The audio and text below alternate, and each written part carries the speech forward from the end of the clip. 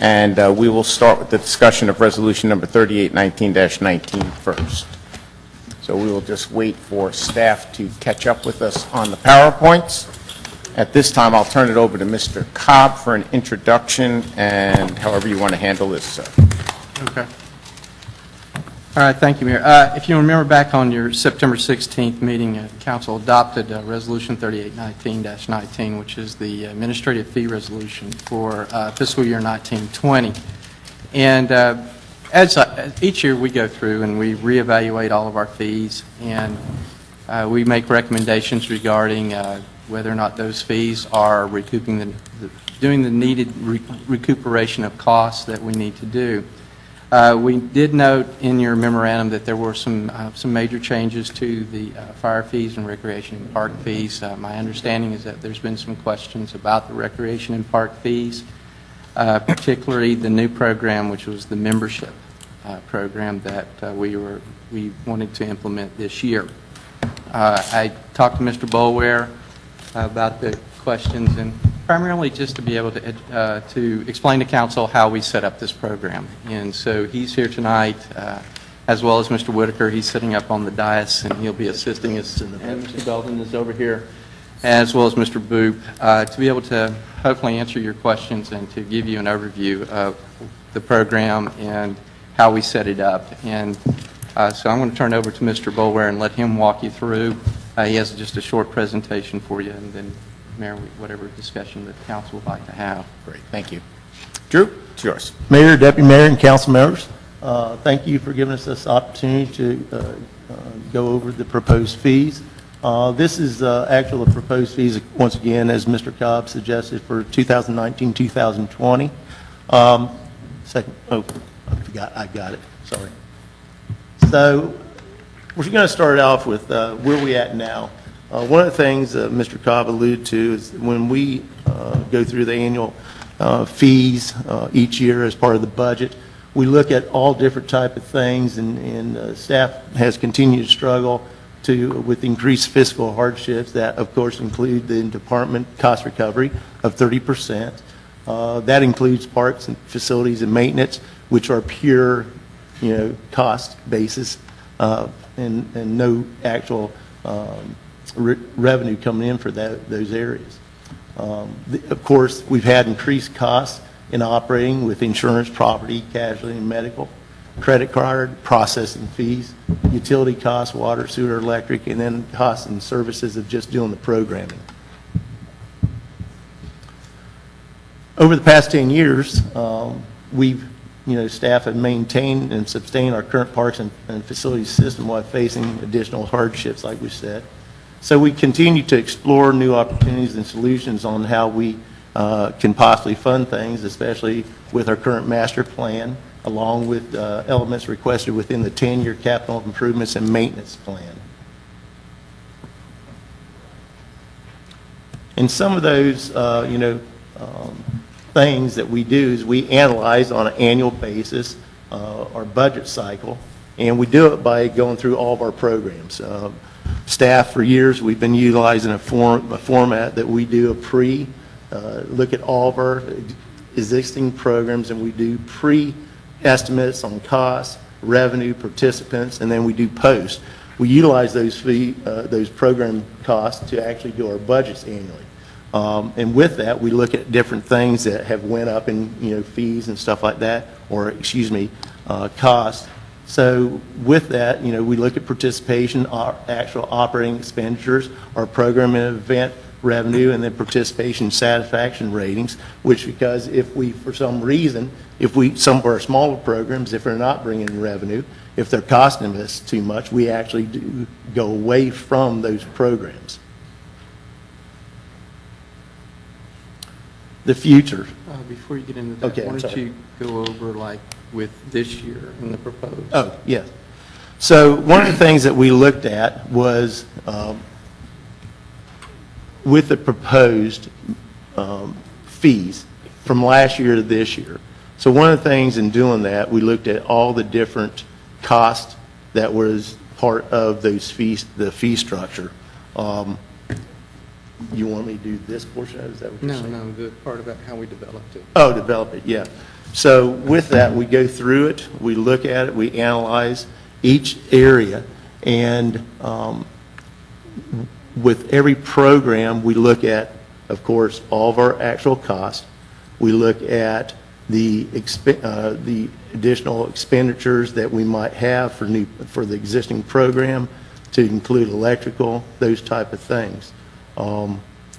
We analyze it, and then this year what we did is we added additional costs on top of the 2018-19 or the fee schedule that we have now. We first of all added that, and then we looked at the membership. So the whole idea of the membership is getting to the membership portion of it is with adding the membership fee to the new fee structure. You have to look at the 2019-20 fee structure to get the cost savings for the membership. You can't base it on 2018 because it's the new fee structure that we put in place for 2019 to be able to cover all of our expenditures, all of the additional, as I kind of went to, electrical costs, utilities, and things like that are part of the annual budget.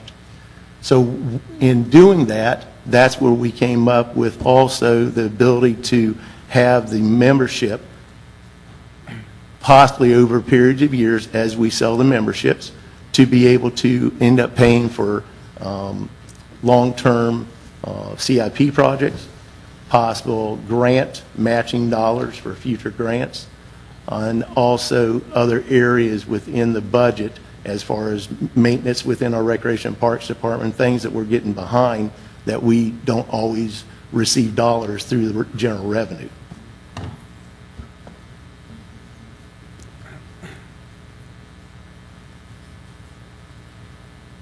So the future, once again, as I kind of went over that a little bit, it hits on all the different areas of our park infrastructure.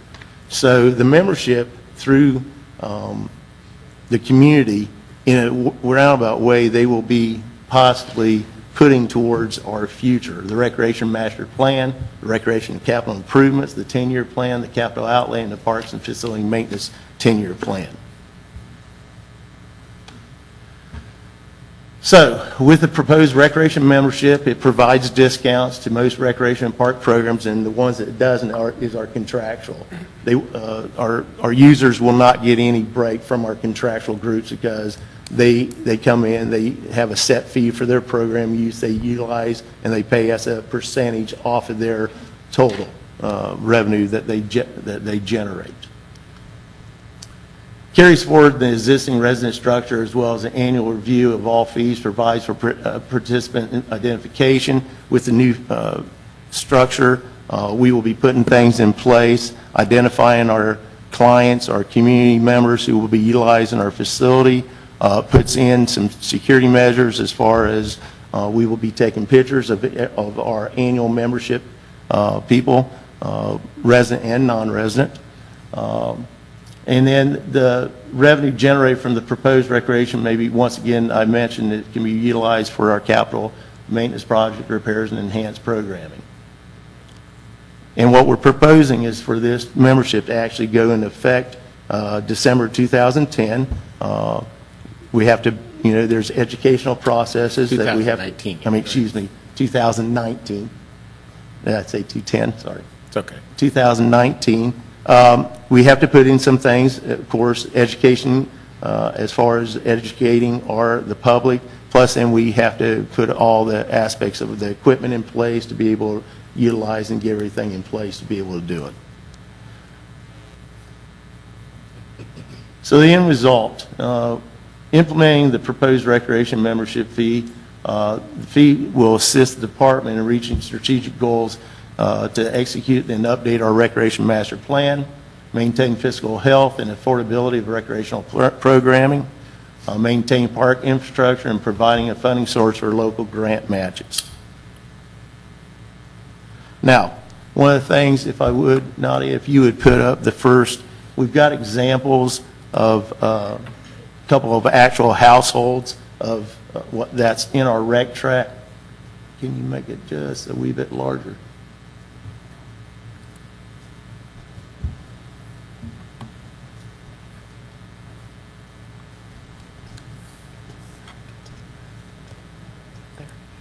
Okay.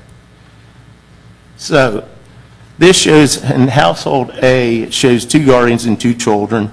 Basically, it's based upon the 2 children who have had numerous programs in 1 year. And presently, this is based off of this year going to next year.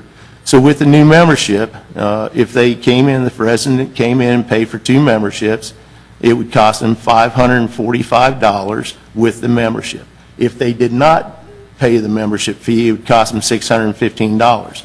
So there will be an actual savings of $70 to this household if they did the exact same programming that they did this past year going forth, based on the new fees. Household B, same type thing, 2 guardians, 2 children. Once again, just the 2 children are actual, the registrants doing the programming. You have, once again, 2 membership fees, different programs that they participate in, the cost of that program. If they did it as a resident member, it would cost them $730 for the year, same type programming. If they did it without paying the membership, it would cost them $840, so there'd be $110 savings with the new fees.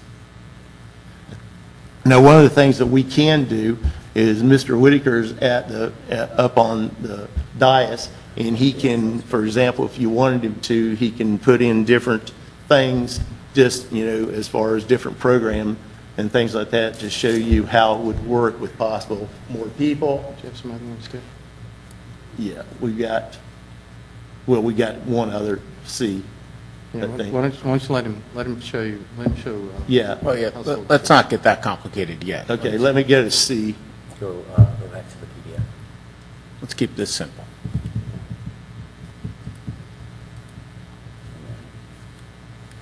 Got to get in the next one. Okay. And in this one, in household C, once again, 2 guardians, 2 children. Basically, more programming. Once again, 2 memberships. Cost would be $691. If they did it as a non-member, it'd be $786.95 savings.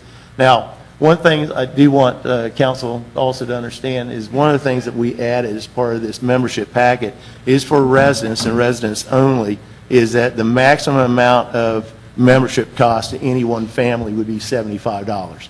So if you had a family of 5, mom and dad and 3 kids, and let's say mom and dad also participate in adult flag football or our fitness and pool programs and stuff like that, you might pay the $75, but you'd receive 2 memberships free.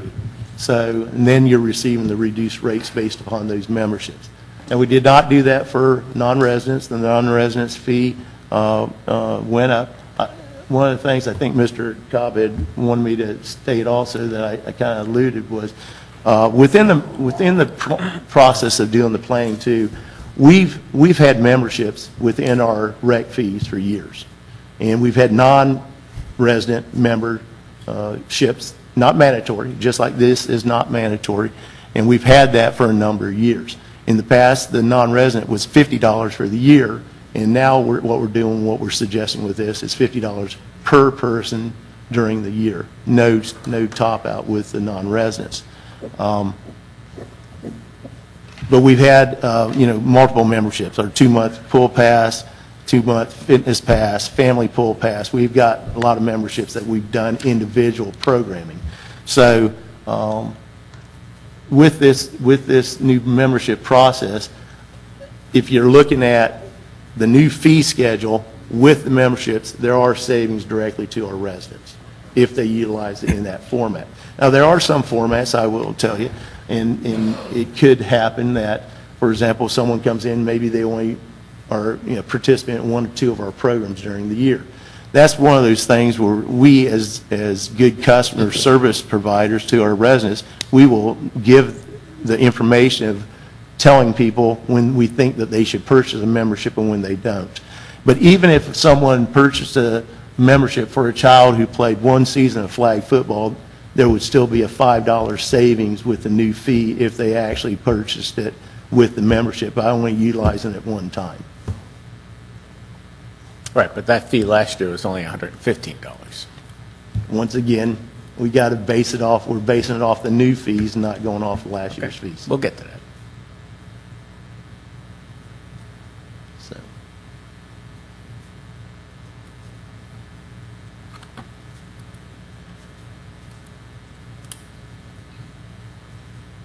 so questions? Anybody want to start off? Keith, you have anything? It seems like everything you put up there says if everyone does this, you're not going to save any money. You're not going to increase your funding.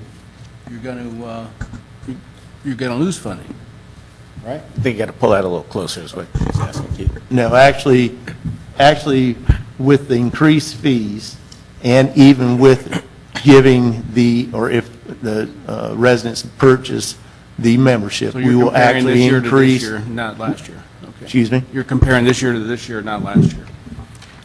Is that what I heard you say earlier? Yes. Okay. Yes. All right. I really don't, I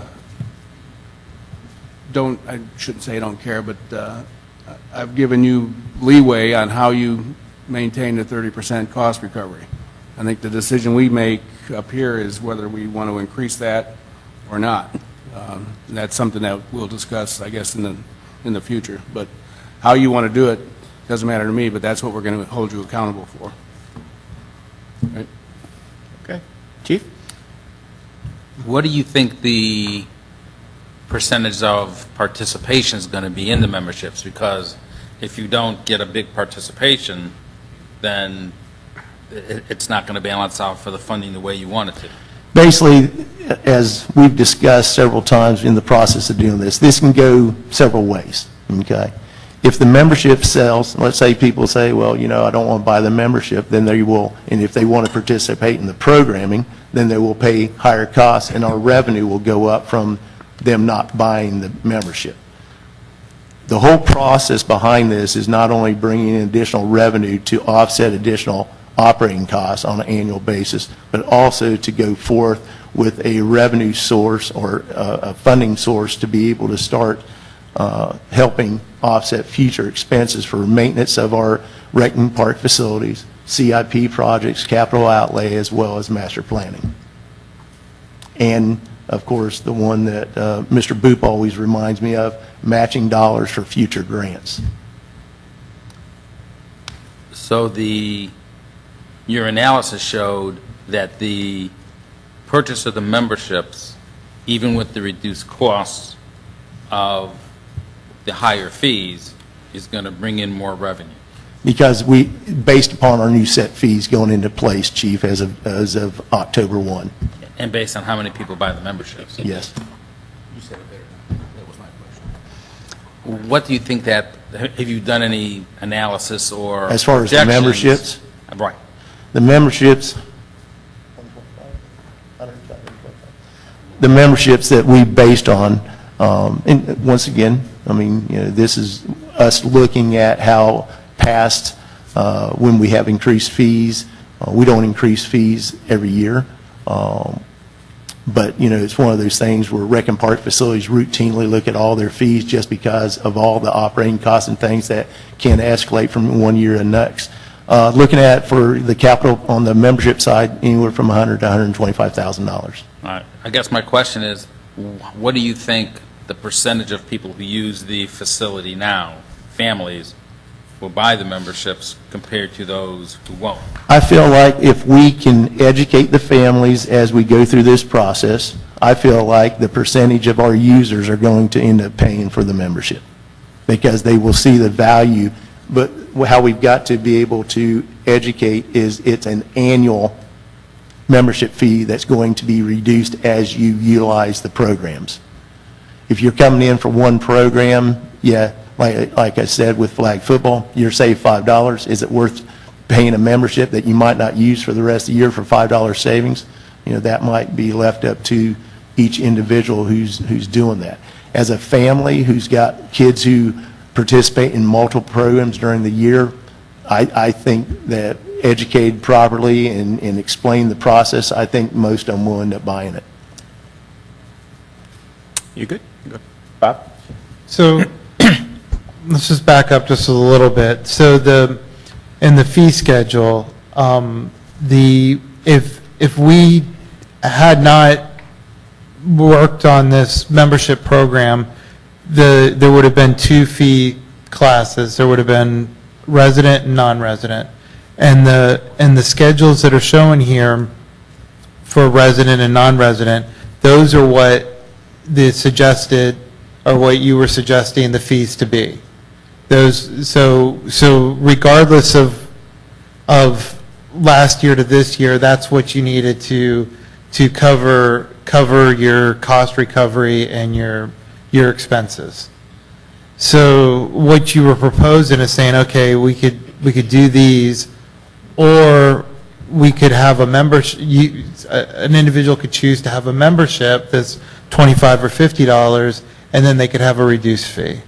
So going from, in some of these fees, and the mayor brought it up a little bit, I mean, some of them did increase significantly from one year to the next.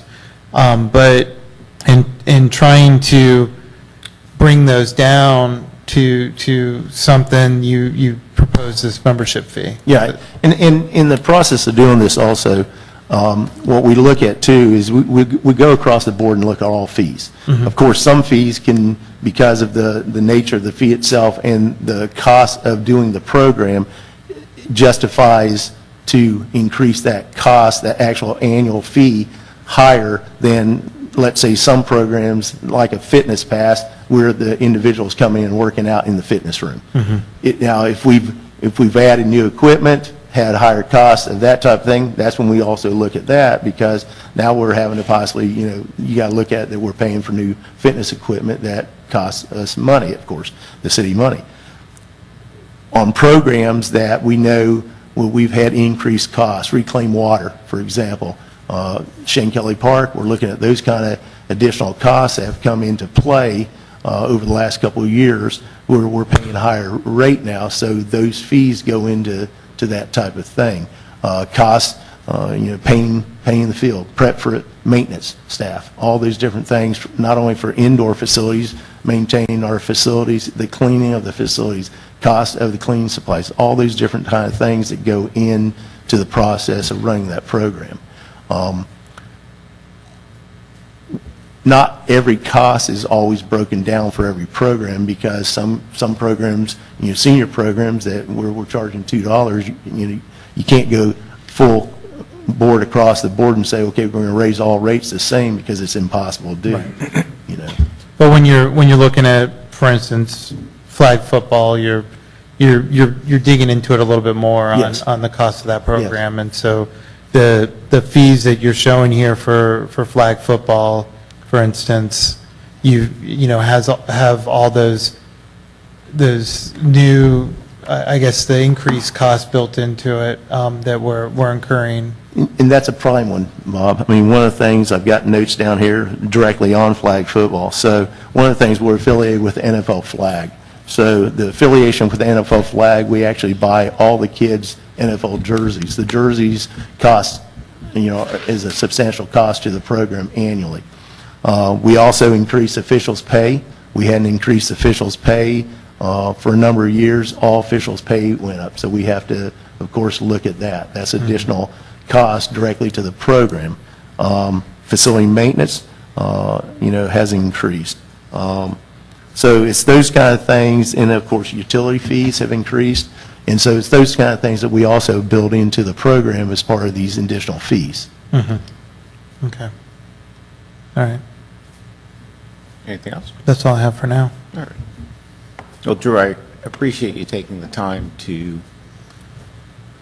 explain this a little bit better to us. I mean, because frankly, as things come by on the consent agenda, and as like Councilman Britton said, we rely on you to put this together, and sometimes some of us, not having users of the system anymore, don't realize the impact until this hits the presses, so to speak, and then the calls start coming in. And of course, you know, the majority of the calls come my way. Yes, sir. I understand that you have a 30% cost recovery. I mean, that's the way Parks and Rec has always been. You know, we lose 70% of the dollars, not lose, but we spend that as quality of life for the citizens, and let's face it, that's what we are. That's what Oviedo is, right? Kids in cul-de-sacs. We say it all the time. Yes, sir. The problem I have with this is I just don't know if I'm comfortable with the message. If I'm a parent walking in, being told I have to buy a membership to save some money to use a city facility that I'm paying taxes for. I understand you have to raise fees. I just think it would have been easier and cleaner to just raise the fee. Or charge because you and I had a discussion, and you told me that we spend about $40,000 a year on credit card fees. Fluctuates. I think we expended more this year. All right, well, let's just say we spend $50,000 on credit card fees. Well, then perhaps we charge a convenience fee to use your credit card, so that way we encourage people to use a check. I mean, not that a lot of people have checks anymore, but there has to be a debit system or something else that we can use to offset, you know, that cost. You know, the non-residents, you always had the membership fee for a non-resident. That's a message that I am comfortable with. The non-residents aren't paying the taxes. They don't pay the bond referendums. They get to use our facilities. Now, there's only so far we can push with non-resident fees, of course, because we do have partnerships with others, county, on who gets to use our facilities, and who, you know, we get to use their facilities. But we've always been allowed to have that spread, and most cities do. We're not the only ones. So that's, I guess, what struck me a little bit more with this. It's not at all that you have to recover the fees. That's the policy. The fees go up. We understand that, or at least I completely understand it. I just don't know if I'm comfortable leaving this message for the next set of elected officials and the three who are sitting here to have to deal with. Because when you roll this out in December, you know, right now it's about a dozen people who have noticed it. You know, you roll this thing out in December, I honestly think it's going to be a hot topic issue. I don't know if parents are going to understand that I paid $115 for my child to play an event last year, and now I got to pay $155 unless I spend $25 on a fee, but at the end of the day, I'm still spending $35 more. Well, for that one program, if you look at it that way. Okay, but you want me to go through all See, but Drew, I can go through all the programs here? But Or you're we can go through basing them it one at a once time? again on last year's fee, not the proposed fee that we're going with. Okay, so wouldn't it have been easier to take the 115 fee, make it 135, and call it a day? One of the things that we did is this, is that's one of And the things. just say my costs went up, and oh, by the way, there'll be a convenience fee on your credit card from now on. Just like, I mean, if you go pay your water bill anywhere in Central Florida, if you try to pay an electric bill, a water bill, or anything with your credit card, they're hitting you with a convenience fee. Yeah, and I might have to bring Mr. Boop up to explain this, but from my understanding, our RecTrack system and our banking system, Jerry might be able to explain it better, so I might ask Jerry to come up and explain it on the convenience fee, if he would come up. Okay, credit card companies, Visa, MasterCard, American Express, don't like you to call it a convenience fee. I understand it. I used to be in retail. So what you do is you have a cash price and you have a credit card price. You don't call it a convenience fee. Correct. The challenge that we have with convenience fees with the recreation program is that some of your fees are so low that when you set your convenience fee, it would have to be a standard amount, $2, $3, $4, $5. So if somebody's coming in and they're purchasing, say, a $10 or $15 item on the Parks and Rec schedule, they would be hit with that convenience fee irregardless. So the question would then become, is it fair to the consumer for a $15 fee for them to pay a $3 or a $4 convenience fee? And that's the challenge that we had when we looked at the convenience fee for the Parks and Rec program. We currently do not have a convenience fee for the utility billing payments.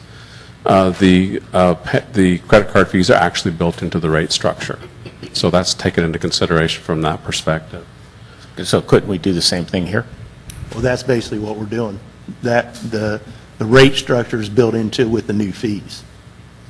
So, and the reason we looked at that, thank you, Jerry, for putting it, because with some of our program fees that are $5, and if someone's coming in and paying with a credit card, we're charging them a convenience fee on top of that, and some people are going to say, I'm paying $5 for or I'm paying $8 for a $5 program now.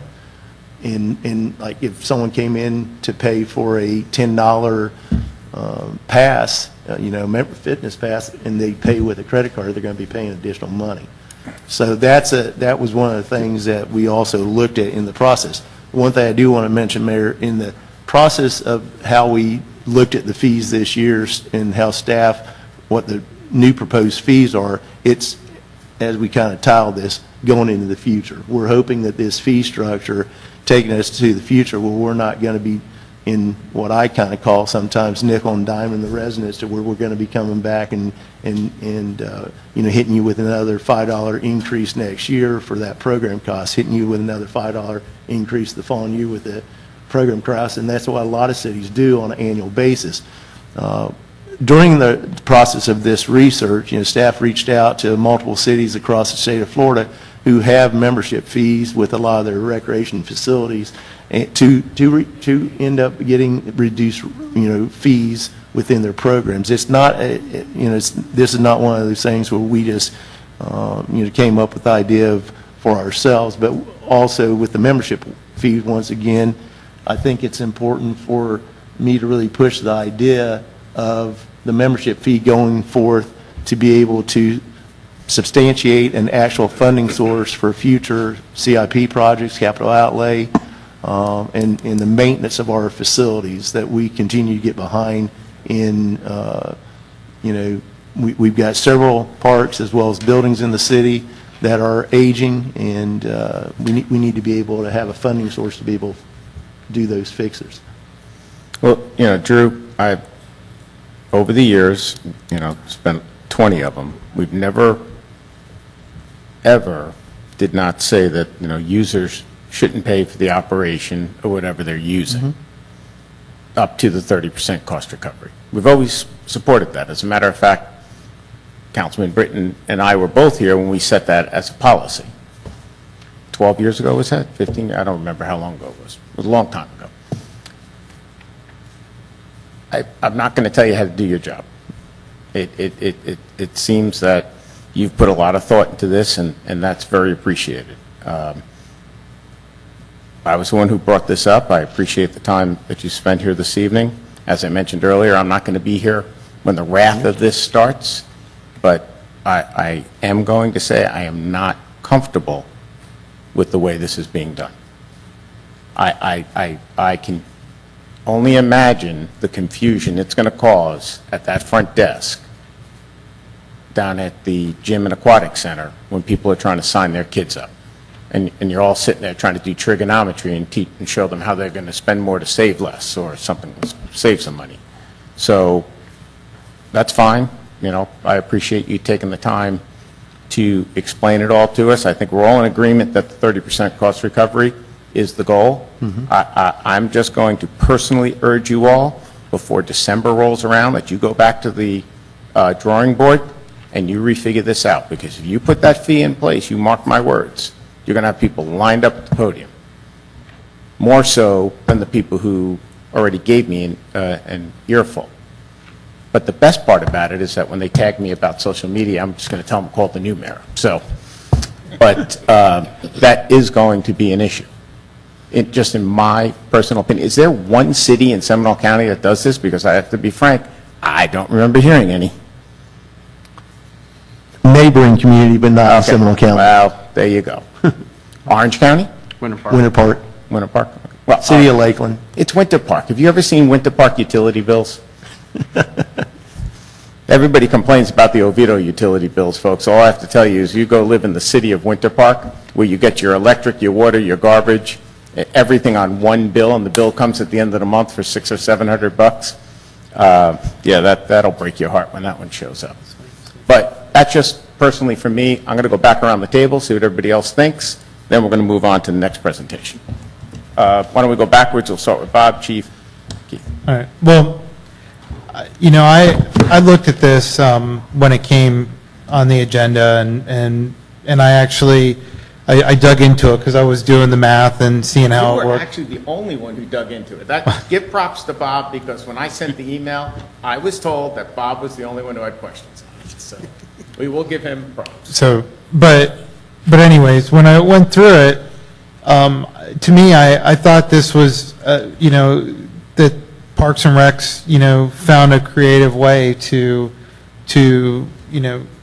tackle the issue of the increased costs. And there's a lot of different, not just with cities, but there's a lot of places that you go and businesses that you go to where you can choose, like if you're going to frequent them a lot and use the facilities a lot, or whatever the business is, then you can choose to have choose a membership.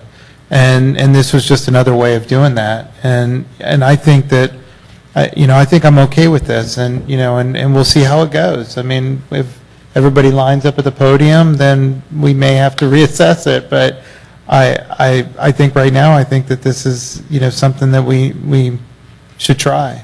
And I think there's a lot of misconception out there that this is a mandatory fee. I think we all did receive some emails on it and stuff, and people keep thinking that it's like a mandatory fee. They think it's like another streetlight district or something, but it's not. And it's just a different way for people to do that analysis on whether they want to have a membership and pay a reduced fee, or if they're only going to be in one program or swim a couple times or something like that, then it doesn't make sense for them. So, but that's my 2 cents. I kind of see both sides of this. I understand where the mayor's coming from. If you include, if the cost recovery is inside the increased fees, or the people that are paying with credit cards pay, it's kind of like going to the gas station where they have the price listed up there. This is the price with credit card, this is the price with cash. But I also understand, in some respects, I agree with the deputy mayor that it's something to try. It's a little different for us, but my concern is that your goal with people not getting that percentage that you want to be on the membership is going to have a negative effect. So I kind of see both ways. Is it worth a shot? Maybe, but I also agree that there's going to be a lot of feedback on it. Keith? Well, we right now maintain a 30% cost recovery, is that correct? Mm-hmm. So when will we know if this is equivalent or better? Will we know this time next year? Oh, yeah, I mean, it's like we've talked about, we're know, in my opinion, we're know in 6 months how the program's going, if people are buying the membership, or if they're not purchasing the membership and they're just paying directly for the program fees. But it's like Jerry and I have discussed in length. This is going to take about a year to know where we're at as far as membership fees, to see if that's actually working or not. Okay. And it's one of these things, and it's what we've tossed around. This, I can't project everything. I think that this will, and I'm going to sit here and tell you, because staff had the same discussions. We know, that's why we're already ahead. We've got a flyer that's educational that we will put out. We know that there's going to be questions. We know that there's going to be people who will, are going to point out last year's fees compared to this year's fees, and that there's actually no savings. What our place to do is to educate people, staff's place to do is to educate people based on the new fee schedule and this cost savings if you purchase the membership fee. And then each individual will have a choice. But I truly believe 6 months into this, to answer your question, Mr. Britton, I think 6 months in, we'll have a good idea if it's working. Okay, why don't we do kind of like what we did with the golf course? Come back in 6 months, give us a report, come back in 12 months, give us a report, and we'll see how it trends out. You know, I'm not saying go, no-go after a year, but let's give it a couple of years and see what the trends are. All righty. Mayor? Yes, I could add one of course. thing. If your staff is going to do the math with people coming in to see if they're going to save or not, just one precaution is they better be right. Oh, yeah. Because if they're not right and the savings is less or it costs somebody more, We will hear about it. you will hear extremely on that one. I understand. And Drew, I just want to point out to everybody who's here and maybe listening at home that the 30% is the minimum goal. I mean, if you bring in 32, 33, or 34, that's a bonus. Yes. Right. Yes, sir. I just wanted to make sure everybody understood Well, that. We don't stop at 30 and then just start Well- refunding money. And it's like one of the things I remind Mr. Cobb several times, and Jerry, as we go through the budget, several of our programs bring in more than 30%. Right. It's when you bring in all the total budget costs, operating costs, that's what lowers our cost recovery within the rec and Well, park. and it's like all the events you put on, the minimum cost recovery aggregate is 50%. Yeah. Right? You have some events that do extremely well. You have some events that the community loves that don't do as well, but at the end of the day, 50% or higher is what the policy is. Give you an example, our program event this past weekend for Oktoberfest, without final numbers, as of Saturday night, we were about 103% cost recovery. That's pretty good. That's a lot of beer. That was a lot of beer. Oviedo loves their beer. We know that. Bob, how much beer did you have? I can't say. I will say that Black Forest beer that they have is always my favorite. Yes. That was really good beer. All righty, well, we have another presentation. Any more questions, gentlemen? Nope, we'll take a 5-minute recess and we'll switch everybody up. Thank you.